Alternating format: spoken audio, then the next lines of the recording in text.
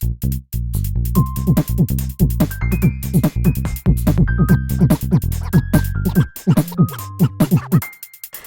name is June Pak. I'm an artist based in Toronto.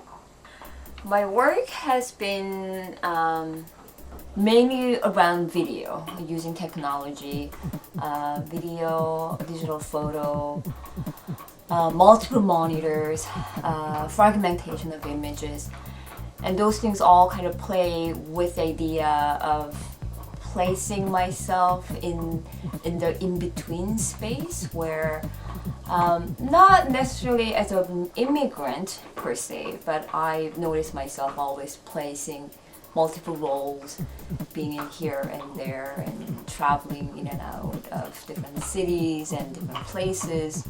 So that all kind of started with my personal experience of moving from Korea to Canada. So those kind of ideas played along into my video work.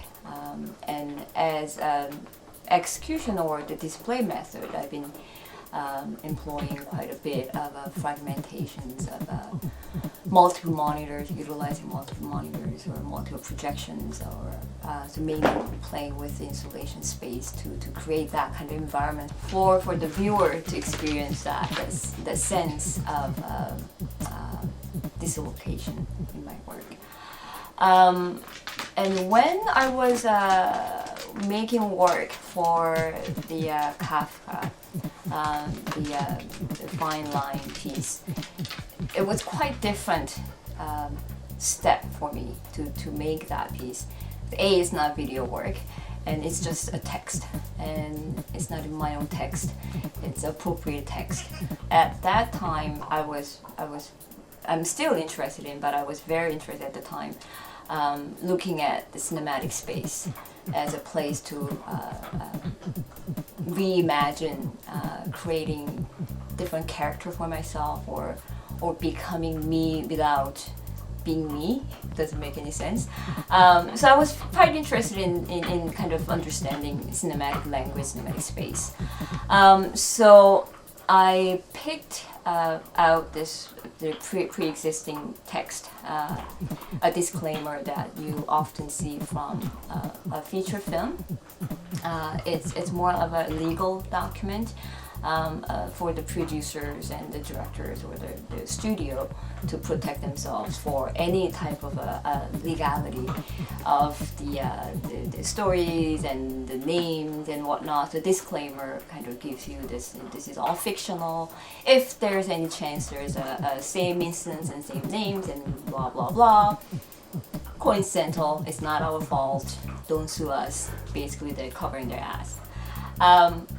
So I decided to use that text for this fine line piece, and also knowing that the space that was given to each artist, I thought it was perfect opportunity to challenge a little bit of this kind of the city hall as a place, as a municipal governing body, placing that text, kind of subverting that little bit of a power structure there. So I decided to use the entrance point of the city hall and made it into LED signage. It is I think the Kafka itself is interesting venue for the general public to encounter works, because it's not in a gallery setting and it's outdoor, so you don't know who's going to. It's not just artists or art students coming in to see it. So it's hard to gauge what others will see. Even if it's a gallery setting, it's really hard to see what others will see from it. But what I really hope, especially in a setting like this, is outside of gallery space. What I really hope to happen is people just kind of have some sort of question or engaging with this dialogue about what is this? Why is this text here? Because it's quite familiar text, even if it's not in an exact word per word.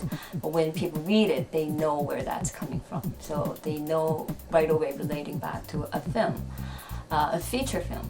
But then they're reading it outside of a city hall. So what I want people to do is just kind of question what is doing here, what is this, and why is it placed here.